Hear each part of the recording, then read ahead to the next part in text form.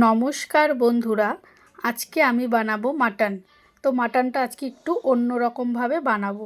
তো তার জন্য এখানে আছে আমার 2.5 কিলো মাটন। মাটনটাকে আমি ভালো করে পরিষ্কার করে ধুয়ে নিয়েছি।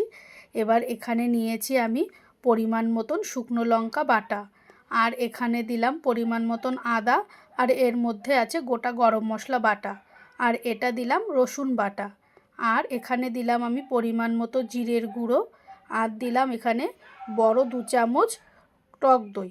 টক দইটা আমি একটু বেশিই দিয়েছি। আর দিলাম পরিমাণ মতন হলুদ, আর দেবো এখানে সর্ষের তেল। এটা কিন্তু একদম ঘানির সর্ষের তেল। তো পরিমাণ মতো তেলটাও দিয়েছি। আর দিলাম এখানে 2 চামচ নুন। নুনটা কম বেশি দিলাম, পরে দেখে দেব।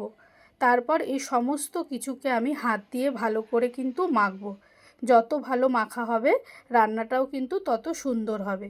তো মাখা হয়ে গেছে, এবার এটাকে আমি 10 মিনিটের জন্য ঢেকে রেখে দেব। এদিকে একটা কড়াইতে আমি কিছুটা সর্ষের তেল গরম করে নিয়েছি। এর মধ্যে 1 চিমটে নুন দিয়ে এবার আলুগুলোকে আমি দিয়ে একটু ঢেকে ঢেকে ভাজবো। আলুগুলো কিন্তু বেশি ভাজবো না, যেহেতু আবার প্রেসারে দেবো, তো তাই জন্য আমি এটাকে একটু কম ভাজবো। তো দেখো, এবারটাকে আমি ঢেকে দিলাম। এবার ঢাকনাটাকে তুলে আমি সামান্য একটু হলুদ দেব।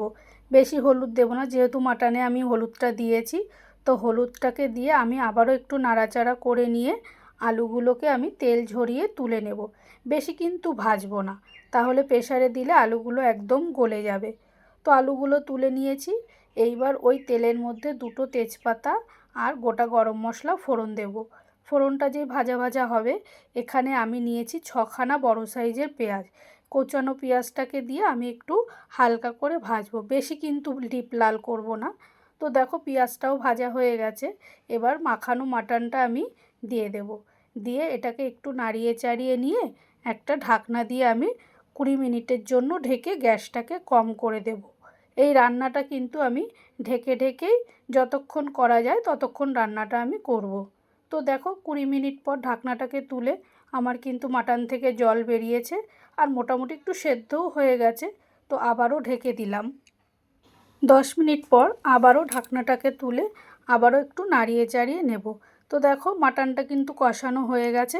এবার এটাকে আমি নামিয়ে প্রেসার কুকারে দিয়ে দেব। তো দেখো, প্রেসার কুকারে দিয়েছি। এবার ওই ভেজে রাখা আলুগুলোকেও দেব। দিয়ে এখানে আমি দেব পরিমাণ মতো জল। আমি কিন্তু জলটাকে একটু গরম করে নিয়েছি। এবার ঢাকনাটাকে দিয়ে একটা সিটি মেরে নামিয়ে নিলেই কিন্তু রেডি হয়ে গেল আজকে আমার হাতে মাখা মাটন। এবার এর মধ্যে আমি দেব 1 চামচ ঘি। ঘিটাকে দিয়ে আবারও একটু নাড়িয়ে চাড়িয়ে নিলেই এবার কিন্তু পুরোপুরি রেডি হয়ে যাবে আমার হাতে মাখা মাটন। তো বন্ধুরা, তোমার এই লাল লাল ঝাল ঝাল হাতে মাখা মাটন রান্নাটা কেমন লাগলো আমাকে কিন্তু অবশ্যই কমেন্ট করো।